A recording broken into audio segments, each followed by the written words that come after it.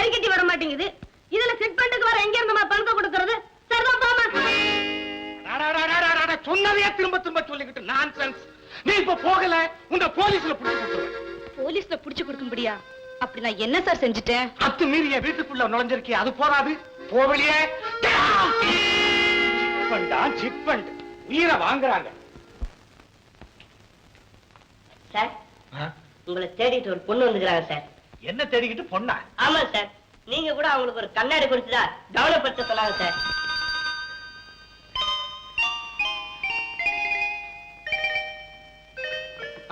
வர சொல்லு. போங்கம்மா, உங்களை முதலாளி வர சொன்னார்.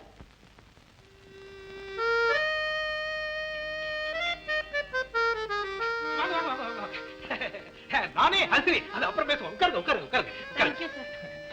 என்ன எப்படி என்ன கம்பெனி? சங்கர் சிட் பண்ண வேலை கிடைச்சதா? கிடைச்சது.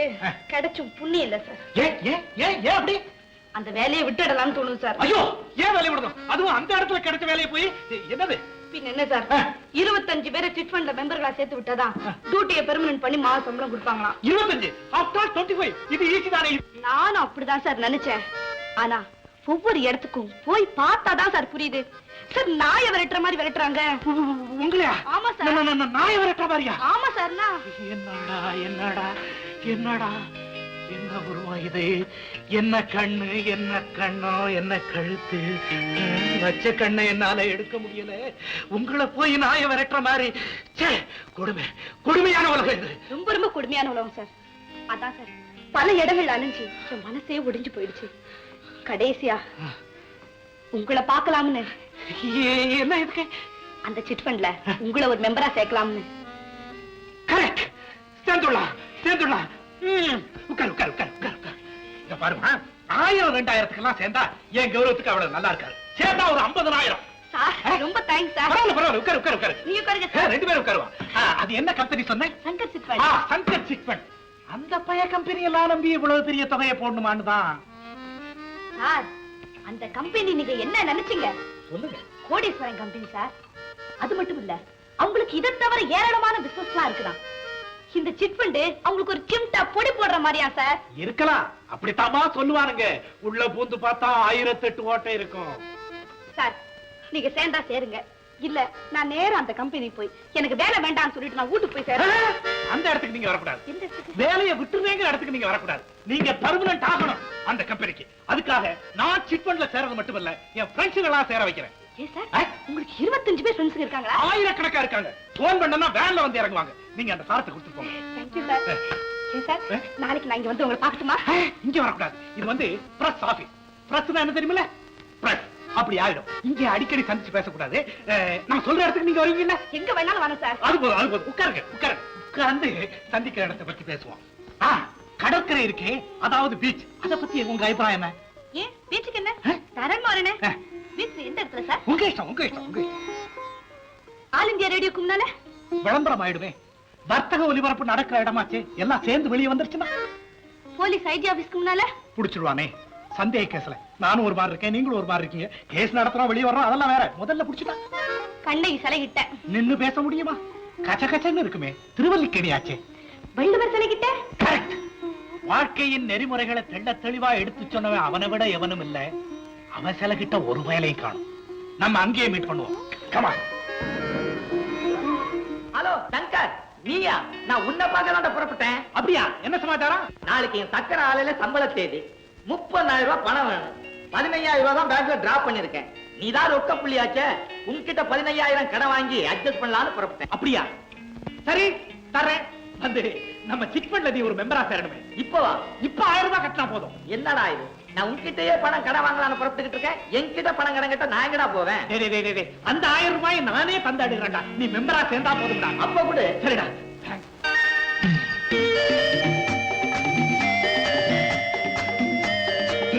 ஹலோ ஜனகி, வள்ளுவர் சிலை இங்கே. நான் இங்கே. வாங்க வாங்க வாங்க. வணக்கம் சார். 25 பேர் சேர்த்துட்டீங்களா? வந்து சேர்த்துடலாம். இப்ப எத்தனை பேர் சேர்த்து இருக்கீங்க? பாதி மேல அப்படின்னா 15. என்ன சார் நீங்க? இத பாருங்க, இத எடுத்துக்கிட்டு நீங்க ஆபீஸ்க்கு போங்க. போய் என்ன சார், 25 பேர் கண்டிப்பா சேர்த்தாகணும் சட்டமே போட்டிருக்காங்களே சார். அந்த கம்பெனி மேனேஜர் ஒரு முரடா சார். இத பாருங்க, இத எடுத்துக்கிட்டு நீங்க அந்த முரட்டு மேனேஜர்கிட்ட போங்க. யோ, 2 நாள்ல 15 பேரை சேர்த்திருக்கேன்னா பாக்கி 28 நாள்ல எத்தனை பேரை சேர்ப்பேன்னு ஒரு போடு போடுங்க. அசந்து விழுகிறானா இல்லையா பாருங்க.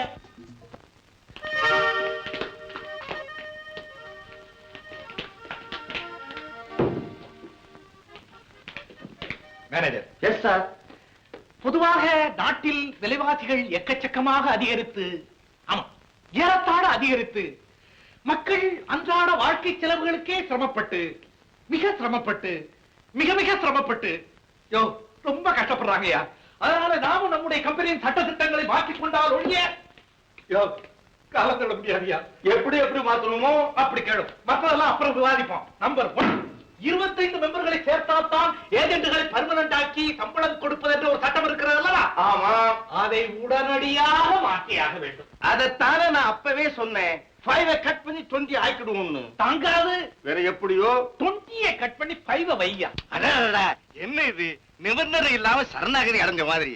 என்ன இருந்தாலும் 5 ரொம்ப கம்மி. என்ன இன்னொரு 10 சேர்த்து 15 ஆக்கியா. அந்த 15 பேரை சேர்த்தாலே பர்மனன்ட் ஆக்கி 3 மாச சம்பளத்தை அட்வான்ஸா கொடுப்போம். கொஞ்சம் யோஜனை. சார், 15 பேர் தான் சார் சேர்க்க முடிஞ்சது. பர்மனன்ட் எப்படி சார்? தொழிலாளியின் கஷ்டங்களை அணுவணுவா புரிஞ்சுட்ட எங்க முதலாளி 15 பேரை சேர்த்தாலே பர்மனன்ட் தான் சட்டமே போட்டுட்டார். அப்படியா Yes, come on, follow me. 3 மாச சம்பளத்தை அட்வான்ஸா கொடுக்க சொல்லிருக்கார். தர்றேன், கையெழுத்து போட்டு வாங்கிட்டு போ. Thank you sir. என்ன thank you sir? This is office. நான் மேனேஜர், நீ கான்வர்சிங் ஏஜென்ட். இதுல கையெழுத்து போடு.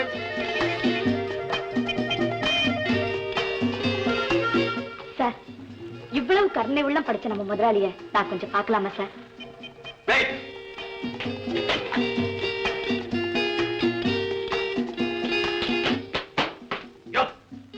திங்க் பண்ணிக்கிட்டு இருப்ப கைய காலம் வச்சுக்கிட்டு என்ன?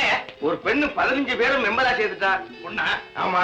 அவளுக்கு நீங்க சொன்னபடி 3 மாச சம்பளத்தை அட்வான்ஸ் கொடுத்து பர்மனன்ட் பண்ணிட்டேன். சரி, அவ உங்களை பாக்கணுங்கிறா. ஏன் ஆபீஸ்ல பொண்ணுங்கெல்லாம் பாத்துட்டு அசிங்கயா?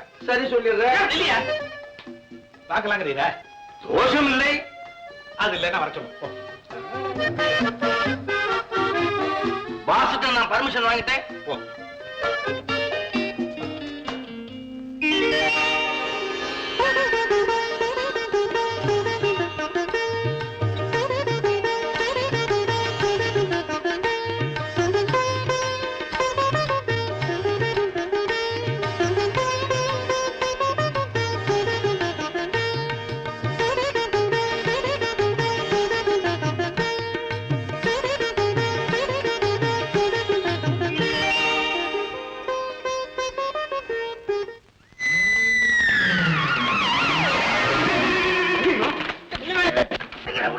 என்ன மேனேஜர் சார் இப்படி விழுந்துட்டீங்க? மேனேஜர் படவேடா, அங்க முதலாளியே வந்துட்டாரா?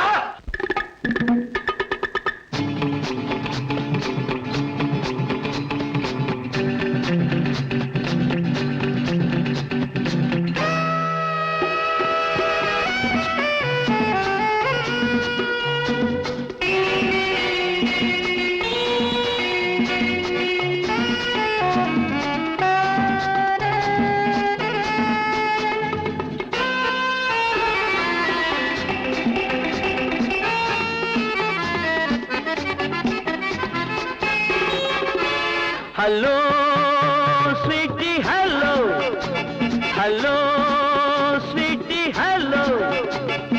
அன்பும் நீ, அமுதம் நீ, இன்பம் நீ, யுவராணி. Hello sweety, hello hello sweety, hello. கண்கள் தான் கவர்ந்ததோ, காதல் தான் பிறந்ததோ. Hello sweety, hello hello sweety, hello.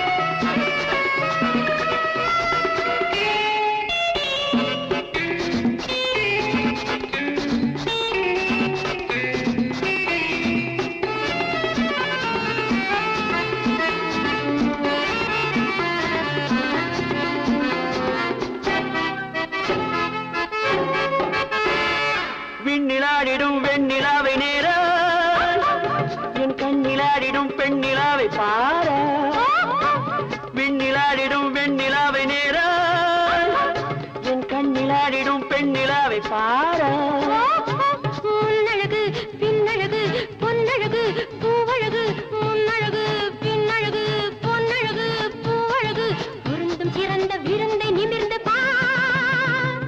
Hello sweety hello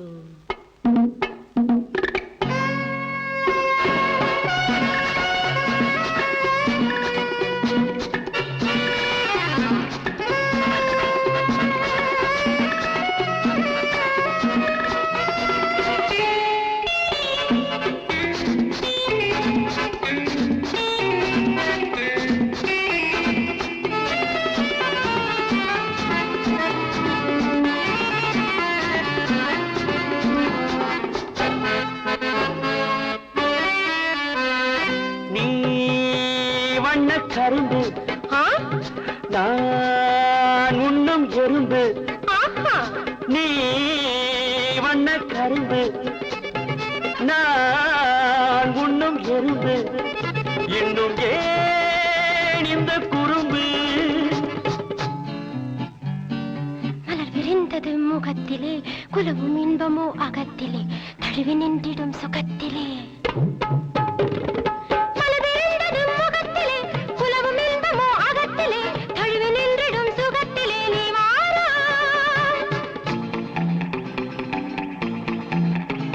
hello sweety hello hello sweety hello அன்பும் நீ அன்பும் நீ இன்பம் நீ யுவராணி ஹலோ